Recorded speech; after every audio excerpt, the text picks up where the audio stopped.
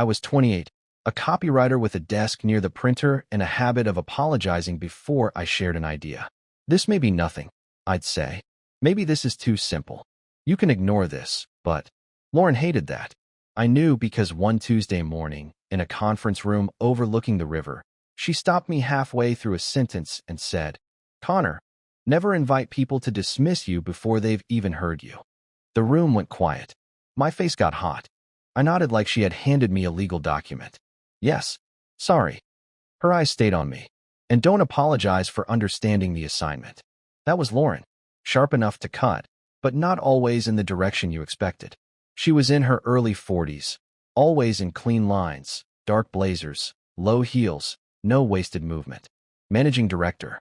The person clients asked for when they wanted the agency's best thinking, and the person employees avoided in the kitchen when they wanted to complain.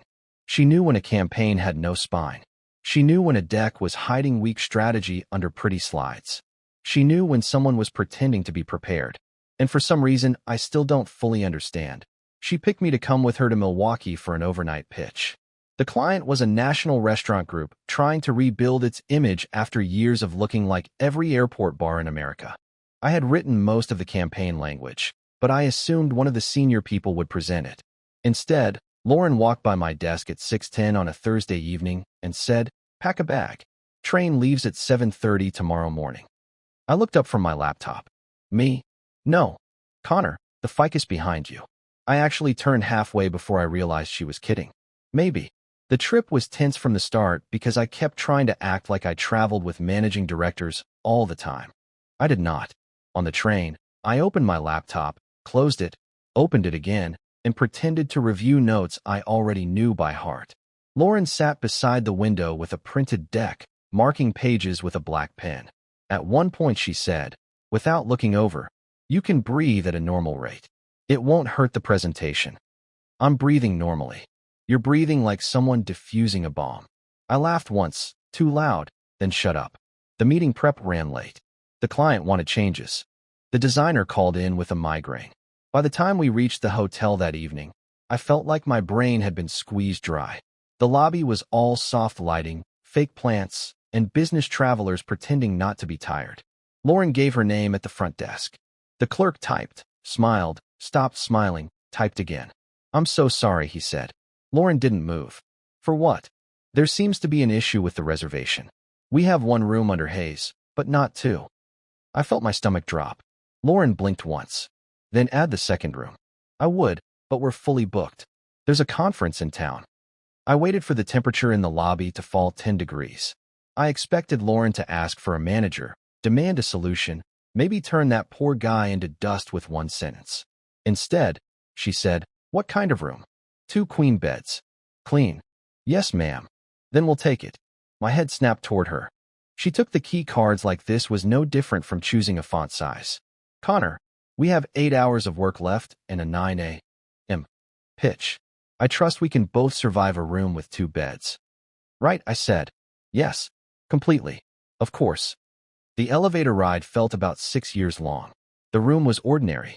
2 beds, 1 desk, a small chair by the window, beige walls, coffee machine, city lights beyond the glass.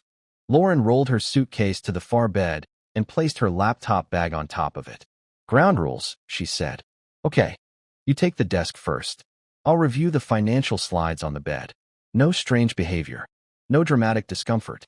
No calling the office and creating gossip for people with too much free time." "I would never." She looked at me. "I mean, I definitely won't." "Good." For the first hour, we worked like 2 people trying to pretend the situation was not weird. I sat at the desk adjusting headlines. She sat cross-legged on the bed, blazer off, sleeves pushed to her elbows, reading through the strategy section. That alone felt strange. Not inappropriate. Just strange. At the office, Lauren Hayes did not look tired. She did not sit cross-legged. She did not rub her eyes with the heel of her hand and mutter, "This slide is lying to me." I looked over. "Which slide?" "Slide 19. It says heritage-driven freshness." "That means nothing." "I didn't write that one." "I know. That's why I said it out loud." A small smile pulled at her mouth. It disappeared fast, but I saw it. Around 9, she ordered sandwiches from a place nearby. No discussion. "Turkey for me," grilled chicken for her, chips, 2 coffees. How did you know what I wanted? I asked when the food arrived. You always get turkey from the deli downstairs. You noticed that? I notice many things. It's unfortunately part of the job. We ate with the deck open between us. At some point, she pulled up old campaigns from the agency archive, the kind everyone preferred to forget. One had a slogan for a bank that said, "Money, but friendlier." I nearly choked on my coffee. Lauren stared at the screen. A room of adults approved that. Maybe they were under pressure. Pressure does not excuse money, but friendlier. Then she laughed. Not a polite office laugh. A real one. Quick, low, surprised out of her. I looked at her before I could stop myself. What? She asked. Nothing. I just don't think I've heard you laugh before. That can't be true. At work? Not really. She looked back at the laptop, but something shifted in her face. Not hurt exactly. More like she had just heard a description of herself from outside a locked door. Well, she said, quieter, there are not many hilarious budget meetings. The evening settled after that. We worked. We made the client language sharper. She questioned every soft phrase. I defended 2 lines, and for once, she let me. Around 11:30, her phone rang. She looked at the screen and didn't answer right away. I tried not to look, but I saw the name. Martin. Her shoulders changed. That was the only way I can explain it. Nothing dramatic. Just a tiny tightening, like a window closing. She stepped near the bathroom and answered. Hi. I couldn't hear much. A man's voice, thin through the speaker. Lauren said, No, I'm working. Then, after a pause, because that is still what pays for the things you keep asking me to handle. I stared hard at the deck. Her voice stayed controlled, but not cold. Tired. No, Martin. I'm not doing this tonight. Another pause. I understand. I always understand. That's the problem. She ended the call and stood there for a moment with the phone in her hand. I pretended to fix a comma. When she came back, she sat on the edge of the bed but didn't pick up her laptop. Everything okay? I asked, then regretted it immediately. Sorry, you don't have to answer that. Lauren looked at me, and for once she didn't seem annoyed by the apology. She seemed too tired to keep the wall fully up. My ex-husband believes urgency is the same thing as importance. I nodded slowly. That sounds exhausting. It is predictable. That's worse. She looked toward the window. The city lights reflected faintly over her face. People get used to you being capable, she said. After a while, they stop asking what it costs you. They just keep handing you more. I didn't know what to say. At the office, Lauren Hayes was the person who handed more to everyone else. More revisions, more questions, more standards. But sitting in that hotel room, with one untouched sandwich wrapper on the desk and her shoes lined neatly by the bed, she didn't look cold. She looked like someone who had been useful for so long that nobody remembered she was also human. And that was the first time I wondered if all that distance wasn't arrogance at all. Maybe it was armor. Maybe everyone, including me, had been too scared of the sharp edges to notice what they were protecting. I slept badly. Not because anything happened. Nothing happened. Lauren took the bed closest to the window. I took the one near the bathroom. And between us was a nightstand with a lamp neither of us wanted to turn off first. We said goodnight like 2 coworkers trapped in a very boring HR training video. Still, every time I woke up, I remembered where I was. At 6:15, I opened my eyes to the sound of a zipper. Lauren was already dressed, hair neat, makeup done, blazer hanging on the back of the chair. She looked exactly like the woman from the office again, except she was standing barefoot by her suitcase, eating a granola bar over a trash can. Morning, she said. Morning. My voice sounded like gravel. I sat up too fast and hit my knee on the side of the bed. She glanced over. Strong start. I'm fine. I wasn't worried. That almost made me smile. By 7, the room had turned into a command center. Coffee cups on the desk, laptop chargers tangled together, printed notes across both beds. I was trying to export the final deck while Lauren stood near the window, on the phone with the client's assistant, confirming arrival time. Then my laptop froze. Not slowed down. Not hesitated. Froze. I clicked once. Nothing. I clicked again, like that had ever helped anyone. Lauren ended her call and turned. What happened? It's thinking. Connor. The file may be stuck. Her expression did not change, but I felt the entire room tighten. I force quit the program and reopened it. The file appeared, loaded halfway. then gave me a gray box with an error message I had never seen before and immediately hated. I read it twice. The presentation file is corrupted. Lauren walked over, calm and fast. Backup. In the shared folder. Open it. I did. The backup was from yesterday afternoon, before all the changes we made in the room. The sharper headlines were gone. The revised flow was gone. The client-specific examples were gone. Before either of us could say anything, Lauren's phone buzzed again. She looked down. Our senior designer is out, she said. With what? Food poisoning. Of course. And the clients are arriving at 8:30 instead of 9. I looked at the clock. 7:42. My body went cold in that very specific office way, when the problem is not personal, but somehow still feels like it is landing directly on your chest. I can rebuild the language, I said, already opening the old file. Maybe not all of it, but you can rebuild the argument, Lauren said. I looked up. What? The language matters, but the argument matters more. We know the story. We know what they need to believe by the end. She pulled the chair beside me and sat down. For the next 30 minutes, she moved like a surgeon. No panic. No speeches. She told me which slides to save, which ones to cut, which pieces to rebuild as talking points instead of visuals. At 8:20, we were in the conference room at the client's office, and the deck was still missing 2 sections. The room had a long table, too much glass, and a view of downtown Milwaukee that nobody had time to appreciate. Their team started walking in while I was still arranging printed notes in front of my chair. Lauren stood at the head of the table, composed as ever. I expected her to take over everything. That was the logical move. She was Lauren Hayes. I was the guy who still said, maybe too much. Instead, right before the client CEO sat down, she leaned toward me and said, "You're leading the voice section." I stared at her. "Lauren, the slides aren't. You wrote it." "Yes, but you understand it." "I do, but then speak like you understand it."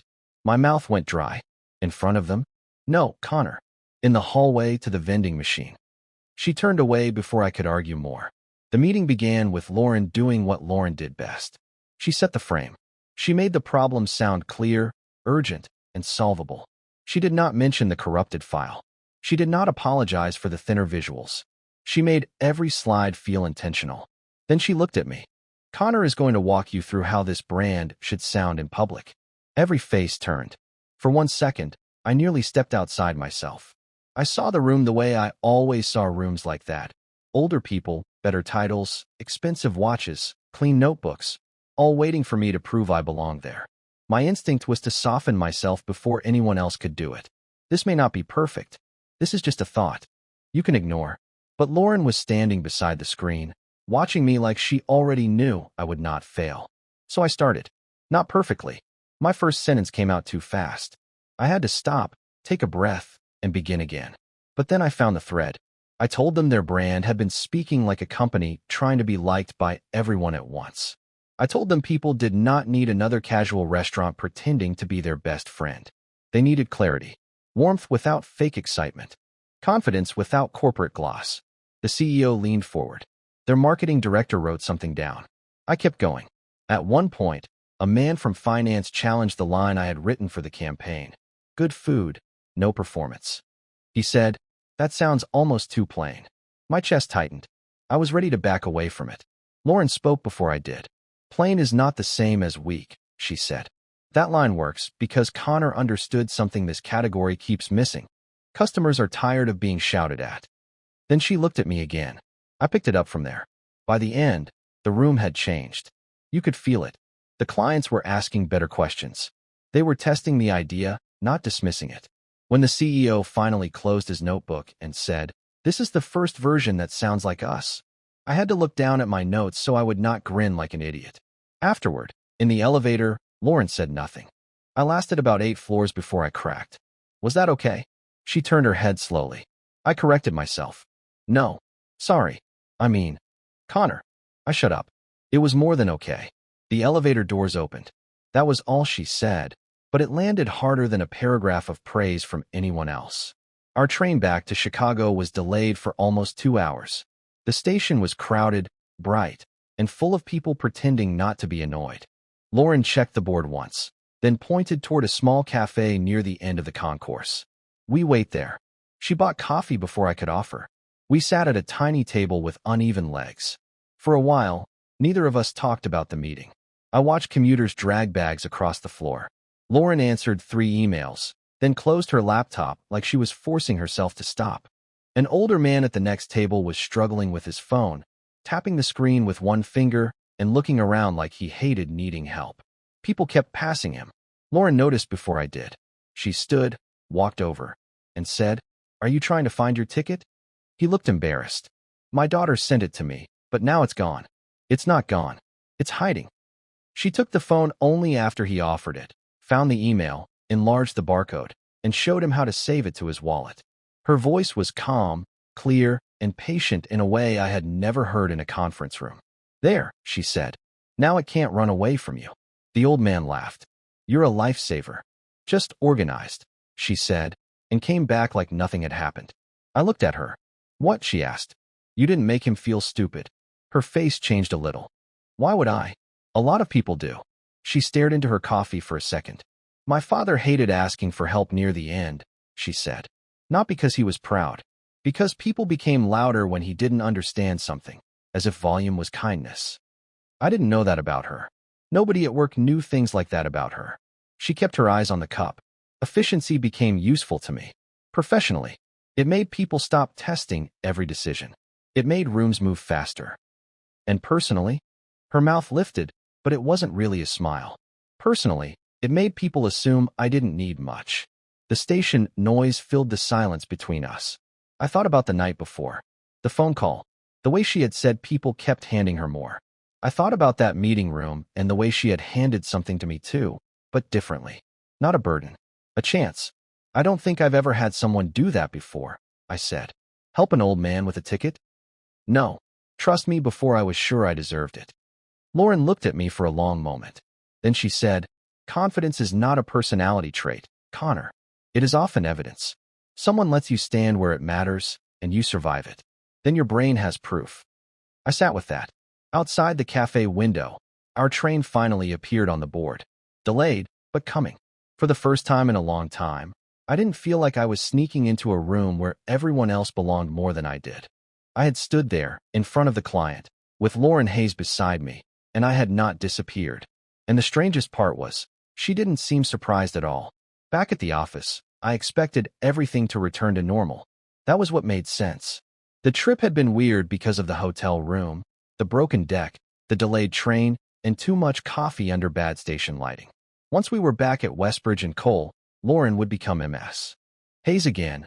I would become Connor from Copy, and whatever had shifted between us would quietly file itself away as one of those work memories nobody mentioned. For about 6 minutes, that seemed true. Monday morning, I walked into the strategy meeting with my notebook, took my usual seat near the far end of the table, and tried to make myself small enough not to bother anyone. Lauren entered last. The room straightened without meaning to. That was just what happened when she walked in. People closed laptops. Someone stopped whispering. Mark from accounts actually sat up like a teacher had caught him chewing gum.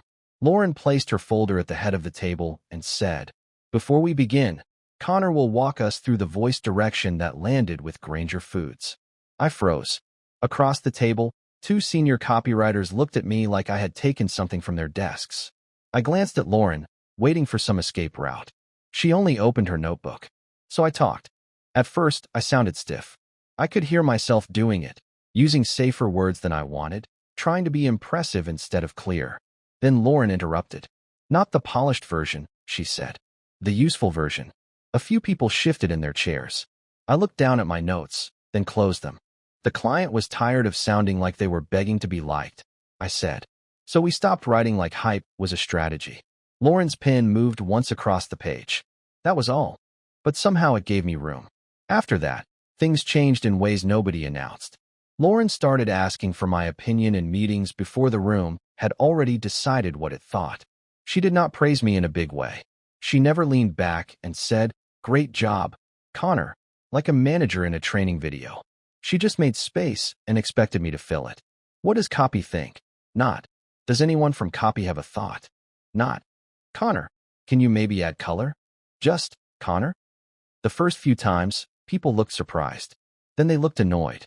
Then, slowly, They started looking at me before they finished deciding. That was almost harder than being ignored. When no one expects anything from you, hiding is easy. When someone with power acts like your voice belongs in the room, you either step into that space or reveal that you were more comfortable being overlooked than you wanted to admit. Lauren didn't let me hide. One Thursday night, the office was nearly empty, except for the glow from the editing bays and the cleaning crew moving down the hall. I was still at my desk, rewriting taglines for a healthcare client that kept asking for human warmth and then rejecting every human sentence we gave them. Lauren passed behind me with her coat over one arm. "Why are you still here?" I looked up, trying to make this sound less like it was written by a committee trapped in an elevator. She leaned over the back of my chair and read the screen. For a second, I forgot how close she was. Not in some dramatic way.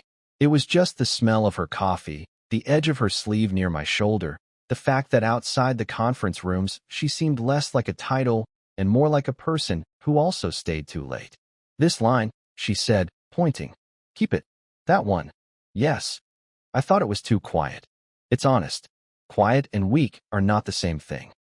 I saved the line before I could talk myself out of it. She started to leave, then stopped. "Have you eaten?" Technically, I had pretzels at 4. That is not dinner. I didn't say it was a proud moment. 10 minutes later, we were in the small kitchen near the west windows, eating takeout noodles from cartons while the city blinked below us. She stood because she claimed sitting too long made her mentally useless. I sat at the counter, trying not to act amazed that this was happening. She asked about my mother. I almost answered too quickly, because I had not expected her to remember. "She's better," I said. "Physical therapy is helping." She hates it, which probably means it's working. Lauren nodded. "And you're still driving out to Naperville on Sundays?" "Most Sundays." "Good." That one word did something strange to me. Not because it was emotional, because it was exact. She had remembered a detail I had only mentioned once, during a late edit review when I was tired enough to be honest. A few weeks later, I found out she had remembered more than that. My mother had been recovering from hip surgery the previous winter, before the Milwaukee trip, before any of this. I had been barely sleeping, taking calls from doctors, missing deadlines by hours instead of days, and pretending everything was normal because I was scared of being seen as unreliable. At the time, HR had approved extra leave for me. Quietly. No big meeting. No awkward sympathy. Just an email saying my schedule had been adjusted. Then, on 2 separate Fridays, groceries appeared at my mother's apartment. Soup, fruit, bread, tea, the exact crackers she liked. My mom assumed I had ordered them. I assumed my sister had. Neither of us had. I found out by accident. I was in the print room, waiting for a deck, when I heard Mark from accounts talking to Jenna in finance.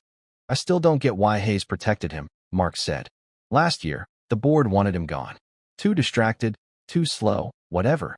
She acted like he was some rare talent." My hand stopped on the copier lid. Jenna said, "Connor?" "Yeah." She said cutting him would be lazy management. Her words.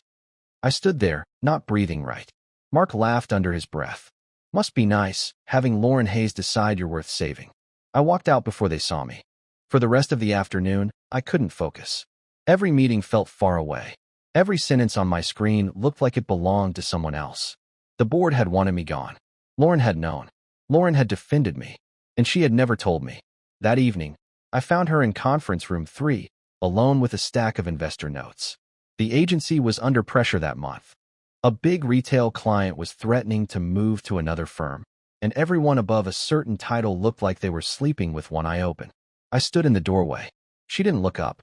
"If that is the revised Harper deck, put it on the table." "It's not." Her pen paused. I stepped inside. "I heard something today." Lauren looked up then, and I saw by her face that she already knew what kind of something. "About last year," I said. "About the board wanting me out." The room went very quiet. She closed the folder in front of her. "That was not meant to reach you that way." "So it's true." "Yes." I tried to laugh, but it came out wrong. "Wow. Connor." "No, it's fine. I mean, it makes sense. I was missing deadlines. I was distracted. I probably looked like a bad bet." "You look like a person under strain." "That's generous." "That's accurate." I looked at the table because looking at her felt harder. "Why didn't you tell me?" "Because support should not become a debt someone has to perform gratitude for." That stopped me. She continued, calm but firm. You were talented. You were also tired, scared, and apologizing for taking up oxygen. Removing you would have been easy. It would also have been wrong. My throat tightened, and I hated that it did. You sent the groceries too, didn't you? Lauren leaned back slightly. Your mother needed help. You were too proud to ask for it. I wasn't proud. No. You were ashamed. There's a difference. That landed too close. I sat down across from her without asking. For once, she didn't tell me the meeting room was not a lounge. All this time, I said, I thought I was one bad week away from being found out. You were one supported year away from becoming much better. I looked at her. She held my gaze without softening it too much. That was the thing about Lauren. Even kindness came from her with a straight back. Confidence grows in supported people, she said. Not coddled people. Supported. There is a difference. I gave you room. You still had to do the work. I nodded, but I couldn't speak right away. Because suddenly I could see the last year differently. The leave. The groceries. The meetings where she cut off people who talked over me. The way she gave me credit in front of clients and corrected anyone who treated my lines like they had appeared from nowhere. She had been helping me for longer than I had known. Not loudly. Not warmly in the way people expect warmth to look. But steadily. And maybe that was why it mattered so much. She had seen the weakest version of me and had not treated it like the final version. When I left the conference room that night, the office was almost dark. My reflection moved beside me in the glass walls, tie loose, laptop under one arm. Still the same person and not the same person at all. I had spent years thinking confidence would arrive when I finally became impressive enough. Lauren had done something stranger. She had treated me like I mattered before I had proof. And now, piece by piece, I was starting to believe her. The biggest contract Westbridge and Cole had ever won started with a sentence I almost deleted. It was for a national home goods chain that wanted a complete rebrand. Not a refresh. Not a new color palette and a softer logo. A full repositioning. The kind that could change the agency's next 5 years if we got it right, and make everyone upstairs start speaking in calmer voices for once. I had written one line in the first round that felt too simple. Make room for real life. I stared at it for 20 minutes, then did what I always used to do. I hovered over the delete key. Lauren was passing behind my desk when she stopped. Don't. I looked up. You don't even know what I'm deleting. I know your posture. That's disturbing. It's useful. Show me. I turned the laptop slightly. She read the line once. Keep it. It might be too plain. She gave me that look. I sighed. Quiet and weak are not the same thing. Good. Repeating things back to me is not growth, but in this case I'll allow it. That line became the spine of the pitch. 2 weeks later, we were in the largest conference room at the agency, the one with the long walnut table and the screens that never worked correctly until someone from tech came in and sighed at them. The client team had flown in from 3 cities. The partners were polished and nervous. I was not calm, exactly, but I was no longer trying to disappear inside my jacket. Lauren stood at the front, controlled as ever. But I knew her better now. I could see the small signs. The way she flexed her fingers once before starting. The way she glanced at the windows when she needed half a second. The way her voice became even softer when the room mattered most. She opened with strategy. Mark handled the numbers. Jenna took media planning. Then Lauren looked at me. Connor will take you through the voice. No warning. No apology. No explanation of why a not yet senior copywriter was speaking in the most important pitch of the year. Just my name, placed in the room like it belonged there. So I stood. I talked about homes that were messy without being failures. Kitchens with mail on the counter. Sofas that held sleeping dogs and unfolded laundry. Families that did not need a brand to shame them into perfection. The client's old messaging had made every room look ready for a magazine. We wanted it to feel ready for people. When I said the line, make room for real life, the room went still in the good way. The CEO looked at the screen and then at Lauren. That's it, she said quietly. That's what we've been trying to say for years. We won the contract 3 days later. The office reacted like someone had opened a window after a long winter. People laughed louder. Someone brought champagne into the kitchen at 4 in the afternoon, and Lauren pretended not to see until she accepted half a glass from Jenna. That evening, the whole agency gathered near the main floor staircase. Lauren stood one step above everyone else, not because she wanted drama, but because it was the only way people in the back could hear her. I know everyone wants me to say this proves we are smarter than the other firms, she said. A few people laughed. We are not always smarter. We were clearer. We listened better. We trusted the work before it looked impressive. Her eyes moved across the room. They landed on me for only a second, but I felt it. Leadership, she said, is not the art of making yourself necessary. It is the art of making other people believe they matter enough to do their best work. No one joked after that. For once, the office saw a piece of the Lauren I had been seeing in fragments. Not softer exactly. More complete. Still formidable. Still precise. But human in a way nobody could easily dismiss. 3 months later, London called. It was a creative director role at a smaller but fast-growing agency. Bigger title, bigger clients, more risk. The kind of job I used to assume belonged to men who spoke first in meetings and never checked if their ideas were allowed to take up space. I sat with the offer email open for 2 days. Then I walked into Lauren's office and said, "I need your advice." She looked up from a contract. "You got the London offer." I stopped. "How did you know?" "They called me for a reference." "And you didn't tell me?" "It was your news." I sat down. My hands felt restless. "I don't know if I should take it." "You should." I hated how fast she said it. "You haven't even asked about the details." "I know the details. I asked them better questions than you probably did." That made me laugh, but it faded quickly. "What if I'm not ready?" Lauren leaned back. "You are not ready for every part of it. No one is. But you are ready for the stretch." I looked around her office. The neat shelves. The framed campaign awards.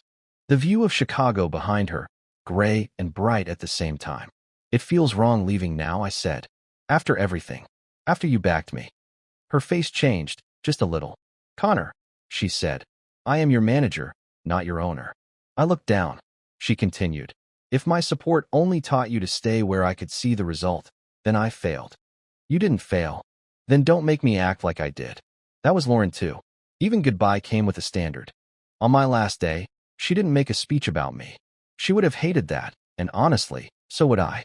She corrected the room when Mark tried to take credit for my client transition plan, approved my final expense report in 6 minutes, and left a small black notebook on my desk. Inside the front cover, in her sharp handwriting, was one line. "Confidence grows in supported people. Now go support someone." I carried that notebook to London. Years passed faster than I expected. I became the person at the front of rooms. I learned how to question weak work without making young people feel small. I learned how to give credit in public and corrections in private. I did not always get it right. Some days I heard my own impatience and had to pull it back before it became someone else's burden. But Lauren's voice stayed with me. One rainy Thursday, a junior writer named Miles came into my office with a campaign idea printed on 2 crooked pages. He stood by the door like he was ready to apologize for existing. "This may be nothing," he said. I felt the past move through the room. He looked about 26, nervous, talented, already trying to make himself easier to reject. I pointed to the chair. "Sit down." He sat. I read the idea. It was rough, too long in places, scared of itself. But there was something alive in it. Miles started talking too fast. "You can ignore it. I know it's probably not senior enough, and I might be missing the—" "Miles," I said. He stopped. "Never invite people to dismiss you before they've heard you. Write in the comments. Did Lauren help me by being that direct, or was she too harsh for calling me out in front of the room?" His face went still. For a second, I was back in Chicago, in a conference room over the river, with Lauren Hayes looking at me like I was wasting something valuable every time I made myself smaller. I tapped the page. "This part works," I said. "We build from here." He looked at the paper, then at me, like he was trying to decide whether he had heard correctly. And I understood, finally, that the real gift Lauren had given me was not a job, or a chance, or even confidence. It was a way to see people before they could see themselves. I still thought about that first hotel room sometimes. 2 queen beds, bad coffee, sandwich wrappers, and the most intimidating woman I had ever known sitting cross-legged on a hotel bed, laughing at an awful bank slogan. At the time, I thought that night had changed how I saw her. I was right. I just didn't know it would change how I saw everyone after her.